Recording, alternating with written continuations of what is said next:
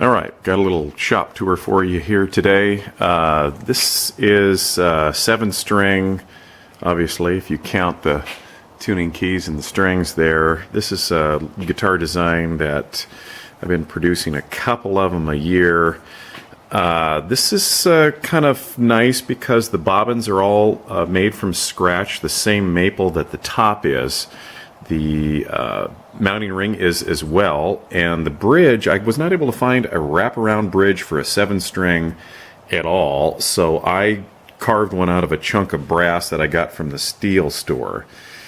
Anyway, these are a couple of the bodies right here that I've got 2 left to finish, and I started carving the top on that, but it's obviously needs a lot more work, a lot of routing. This is an interesting critter here. This is half fretted and half fretless, and the body is extraordinarily thin. It's only about 7/8 to 3/4 of an inch thick, so the push-pull pots kind of stick out on the back. I don't even have a cover for it. It needs to be kind of thick or something to make that work because they stick above the surface. But it's a cool design. It's fun. The bobbins on these pickups, these are just plastic, kind of similar to a PAF type. These over here are actually single coils mounted like a humbucker because they have individual magnets. There's not a bar magnet down the center like a traditional humbucker that Gibson would have invented has. So you can split the coils on this, push-pull, 3-way. Anyway,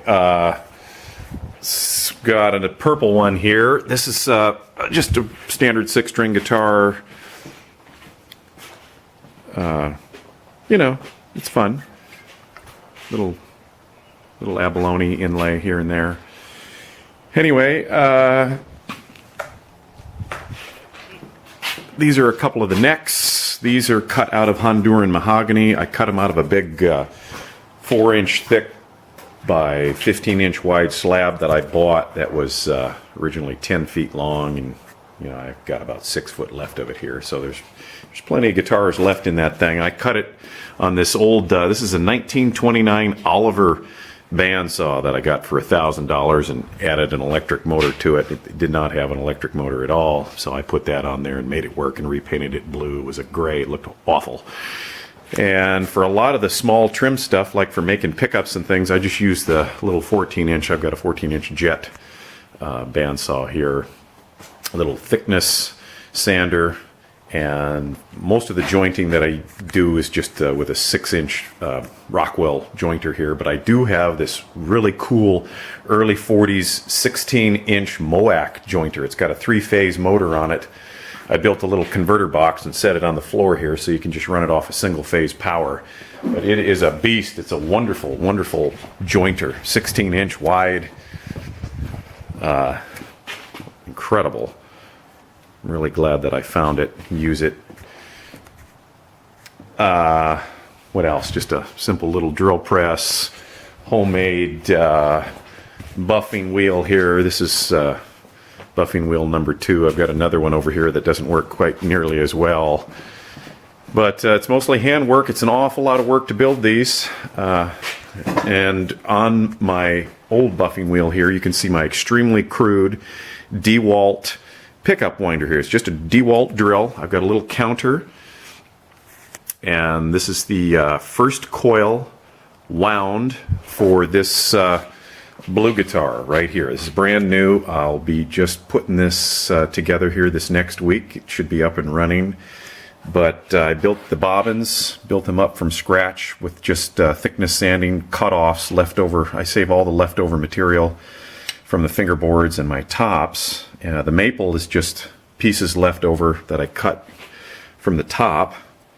So the pickups are kind of cool because they're made from the same material the top is, as are the mounting rings. I just build these up with little blocks like this and glue a couple of pieces like so, one on either side, glue it, and then slice it in half once all the holes are drilled, so then I end up with two of these mounting rings.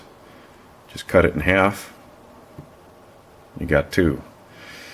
So, yeah, we'll mount the pickups and put the tuning keys on, and this will be ready to go. Just like the green and the purple, and here are a couple of ukuleles that I like to keep on hand to strum every once in a while, you know, if I get the hankering. This one is Honduran mahogany also, with some leftover wood from the guitars, with a little wenge stripe down the center, wooden binding on the edges. Give it a little touch of class, little zebra wood rosette. But yeah, this is quite a bit of work because there isn't anything machine done, really. It's all handwork with, you know, even though I use power tools, there isn't any computerized numeric controllers here or anything, so it's pretty slow. It takes about a month for me to build one of these things, you know, in between finishing and sanding on the wood and all of that. Got a little small Ryobi sander here. It's a kind of a piece of junk. The Delta is a lot better. I've got a Grizzly sander that's way better than that. This one right here is much better. Once in a while I kick out a couple of amps. This is a 50 watt amplifier. This one, single channel. I like to keep it on hand as a shop amplifier just to plug a guitar into. And anyway, it's all tube. So yeah, that's kind of cool. And a lot of times this shop amplifier here I use just to test guitars out. It is about a 20 watt amplifier. It's kind of an experimental all pentode preamp that I tried on this, and it works really well. And of course I've got to have my tunes, so we've got the option of an old Discman that I can play through this phase linear preamp and amplifier, or we can go iPod if we want, or the only other serious option for me would be to stay analog with records. Yeah, Segovia. That'll be up next this afternoon. Okay. Anyway, here are a couple of.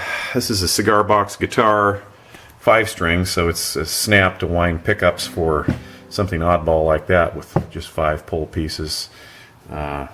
Matching amplifier for that guitar, and a little Gurkha tube cigar box amplifier. All right, well, enjoy.